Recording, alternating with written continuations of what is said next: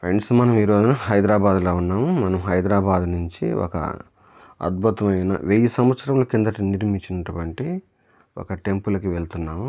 ఆ టెంపుల్ వచ్చేసి ఎక్కడుందంటే హైదరాబాద్ నుంచి 40 కిలోమీటర్ల దూరంలో ఉందంట. మా ఫ్రెండ్స్ వాళ్ళు చెప్పారు. మా ఫ్రెండ్స్ వాళ్ళందరూ వెళ్ళొచ్చారు. వాళ్ళ తర్వాత మనం కూడా రావడం జరిగింది. మనల్ని కూడా తీసుకెళ్తున్నారు. ఈ అద్భుతమైన ప్రయాణం జర్నీలో ఆ యొక్క ఆలయ చరిత్ర చెప్పుకుంటా మనం ప్రయాణిస్తే చాలా బాగుంటుంది. ప్రస్తుతానికి ఆ ఆలయం వచ్చేసి ఎక్కడుందంటే టెంపుల్ కొడకంచి గ్రామం, జిన్నారం మండలం, సంగారెడ్డి జిల్లా, తెలంగాణ. ఈ ఆలయం వచ్చేసి శ్రీదేవి భూదేవి సమేత శ్రీ ఆదినారాయణ స్వామి వారికి అంకితం చేసి 1000 సంవత్సరాల కిందట నిర్మించారంట.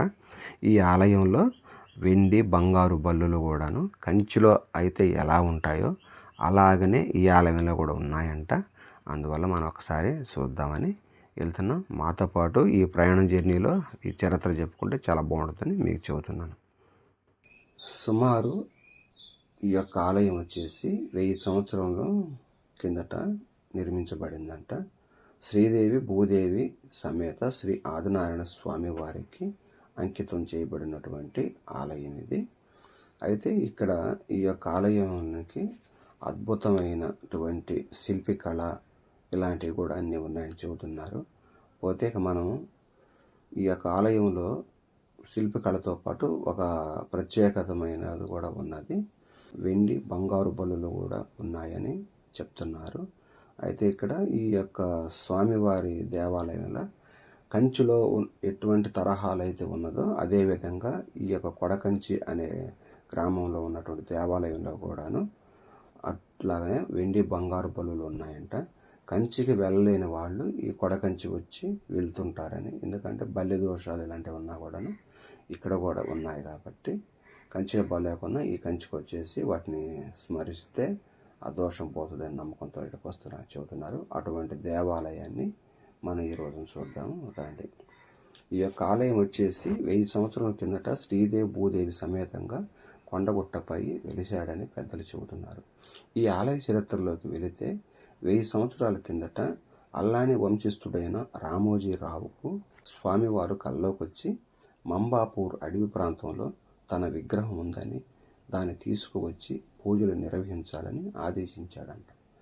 దీనితో అల్లాని వంశస్థులతో పాటు గ్రామ ప్రజలందరూ కలిసి స్వామివారి విగ్రహం కోసం వెతికారు.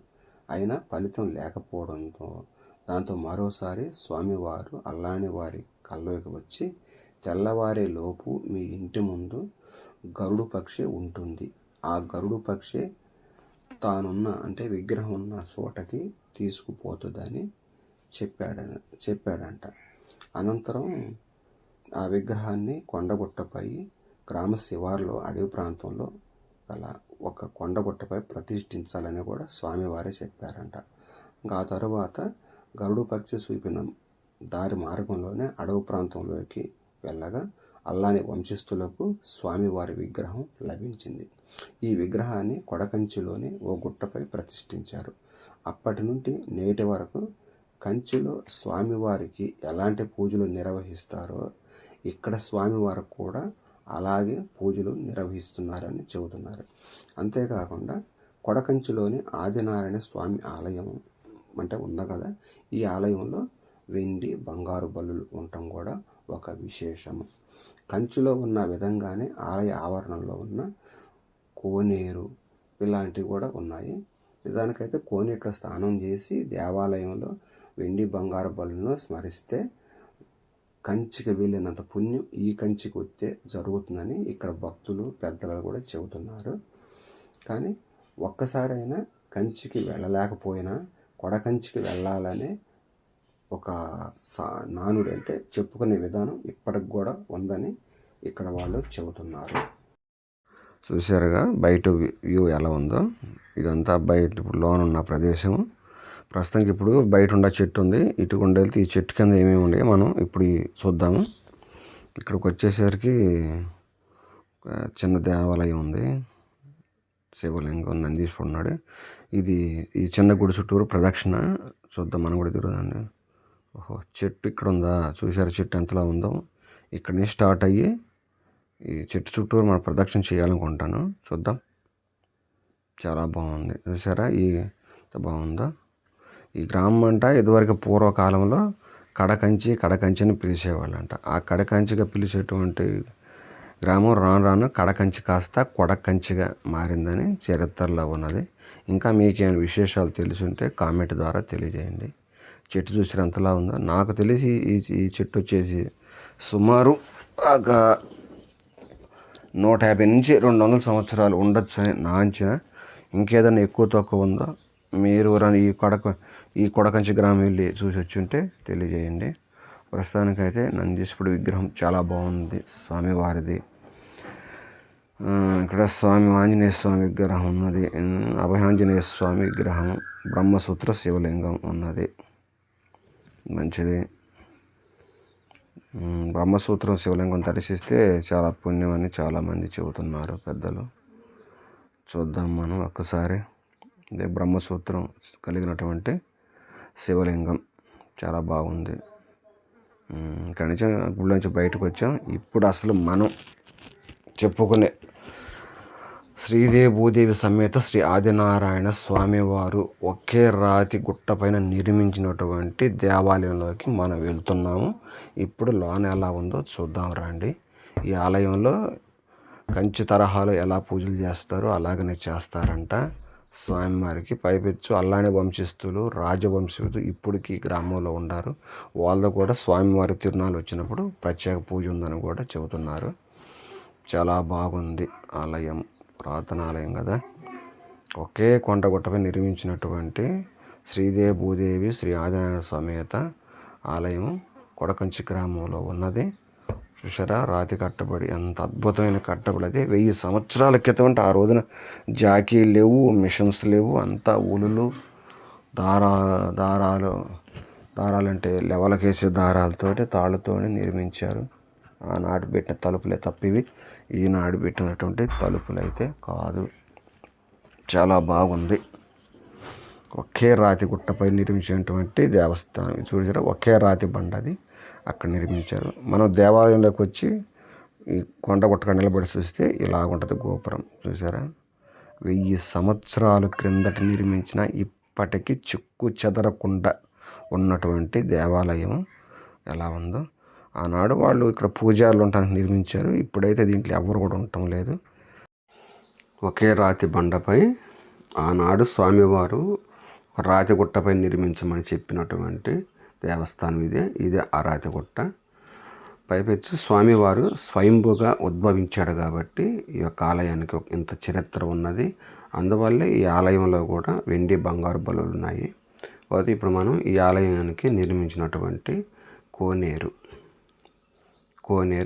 చుట్టూ మండపం, మంచి అద్భుతమైన శిల్పికళ ఉన్నది. ఈ యొక్క వాస్తుపూర్వకంగా వాస్తు బలంకి శిల్పకళకు ప్రసిద్ధికి పెట్టిన పేరే కొడకంచి గ్రామము. కంచికి వెళ్ళలేని వాళ్ళు కొడకంచి వచ్చి బల్లి దోషం ఉన్నా ఇలాంటివి ఉన్నా కూడా ఈ బల్లును స్మరిస్తే దోషాలు పోతాయని చెప్తున్నారు. నేను ఇదే ఫస్ట్ సరహా రావటం గుళ్ళోకి. చూసారు ఎంత శిల్పకళ, వాస్తుకి. చూడు, ఆనాడు 1000 సంవత్సరాలు కట్టినప్పుడు ఇవి ఎలా ఉండేటే ఒక 10 సంవత్సరాల క్రితం కట్టినట్టే ఉంది తప్ప. అప్పుడు ఈ మండపం అయితే ఇది ఈ మధ్య కాలంలోనే వేసి ఉంటారు. నాకు తెలిసి ఒక 20 సంవత్సరాలు పైన అటు ఇటు ఉండొచ్చు అన్న నమ్మకం. మనం బయటకు వచ్చి చూస్తే ఇలా ఉంటుంది ఈ దేవాలయం చుట్టూరు. ఇక్కడ బోర్డు అయితే మీకు కనిపిస్తుంది కదా, చూడండి, శ్రీ ఆంజనేయ స్వామి వారి దేవాలయం. ఇది కిందకి. ఇప్పుడు గుడిలోకి వెళ్దాము. గుడిపైకి వెళ్ళాం. ప్రస్తుతానికైతే మేము వచ్చేసరికి పూజారి పూజ చేసుకొని టెంపుల్ డోర్లు వేసేసి వెళ్ళిపోయాడు. చూసారా ఎంత విశాలంగా ఉందో.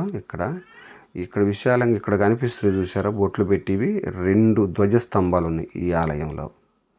ఆ చరిత్ర అడుగుదామంటే ఎవరు లేకుండా మీరు ఈ కనిపించే 2 ధ్వజస్తంభాలే. ఆలయం పైకి ఎక్కి చూస్తే చూసారా, చుట్టూ మంచి పచ్చని పంట పొలాల మధ్యలో సెంటర్లో ఉన్నది. ఇక్కడ కూడా రావి చెట్టు, ఇది మర్రి చెట్టు లేకపోతే తోరణపాకు చెట్టు అర్థం కాలేదు, కానీ పైకి చూసిన ఇక్కడ ఇది కూడాను చాలా ముదురు చెట్టే. దీనికి కూడా చరిత్రగా ఇది 150-100 సంవత్సరాల చెట్టు తప్ప తక్కువదైతే కాదు. దాంట్లో రావి చెట్టు మలిసింది. ఇప్పుడు మనం ఇందాక పైన ఫ్లోర్ చూసాం కదా, కింద ఫ్లోర్కి వచ్చేస్తే ఇక్కడ 2 ధ్వజస్తంభాలు ఉన్నాయి. అంటే అమ్మవార్లు ఇద్దరు ఉండారని పెట్టారని నాకు అనిపిస్తుంది. ఎందుకంటే శ్రీదేవి భూదేవి సమేత అన్నారు కాబట్టి అందువల్ల 2 ధ్వజస్తంభాలు ఉన్నాయని నేను భావిస్తున్నాను. మీకు ఇంకెవరికన్నా ఈ చరిత్ర తెలుసుంటే నాకు కామెంట్ ద్వారా నేను కూడా తెలుసుకుంటాను. పోతే ఆ ధ్వజస్తంభాలకి ఎదురుగా వెనకమాల స్వామివారికి కొండ కింద పైన ఉన్నాడు. ఇక్కడ ఏముందో చూద్దాం. నేనైతే గట్టుమంతుడు అనుకుంటున్నాను, అంటే గట్టాల మంతుడు అనుకుంటున్నాను. చూద్దాం ఎవరు. మంచి బోర్డు ఉంది కదా, గరుడ ఆళ్వార్ సన్నిధి. ఈ గరుడ ఆళ్వార్ సన్నిధి అనే పేర్లు ఎక్కువగా దక్షిణాది రాష్ట్రం వినపడుతుంటాయి. అంటే ఆదినారాయణ స్వామి అటు నుంచే పేరు కాబట్టి ఈ యొక్క పేరు పెట్టారని నా ఉద్దేశం. నేనైతే అలా భావిస్తున్నాను. ఈ మండపానికి ఇటుకుండా కూడా మెట్ల మార్గం కూడా పైకి వెళ్ళచ్చు. చూసారా, ఇదంతా ఒకటే రాయి. అందుకే మీకు ఈ గుడి చుట్టూరు చూడాలని మొత్తం కూడా వీడియో తీశాను అనమాట. ఇప్పుడు ఒకటే రాతి బండ పైన దేవాలయం నిర్మించారు. శ్రీదేవి భూదేవి సమేత. ఈ ఆలయంలో వెండి బంగారు బల్లులు ఉన్నాయని ఇందాక మనం చెప్పుకున్నాం. వాటికో అంటే కంచులు ఎలాగుంటాయో సేమ్ అలాగనే వెండి బంగారు బల్లులు ఉంటాయి. బల్లి దోషం ఉంటే వస్తుందంట. అలా కాకుండా చర్మ వ్యాధులు తగ్గకుండా ఇంకేమన్నా వేధిస్తుంచేవా అలాంటి వాటి కూడా వచ్చి బల్లు స్మరిస్తే అలాంటి వ్యాధులు కూడా నయం అవుతాయి అని చెప్తున్నారు. ఆలయం చూసేవా ఎంత బాగా కట్టారు ఆ రోజుల్లోనే. చాలా బాగున్నది. మీరు కూడాను ఒక్కసారి వెళ్ళి చూసిరండి కొడకంచి గ్రామం. మేమైతే మొత్తం చూశాను. మాతో పాటు మీరు కూడా ఈ వీడియోలో గుడి మొత్తం చూశారు కదా, సేమ్ అలాగనే ఉంటుంది. వాస్తుకళకు శిల్పికళకు మంచి అద్భుతంగా నిర్మించిన దేవాలయం 1000 సంవత్సరాల కింద ఉందంటే కొడకంచి గ్రామం అని చెప్తాను నేనైతే.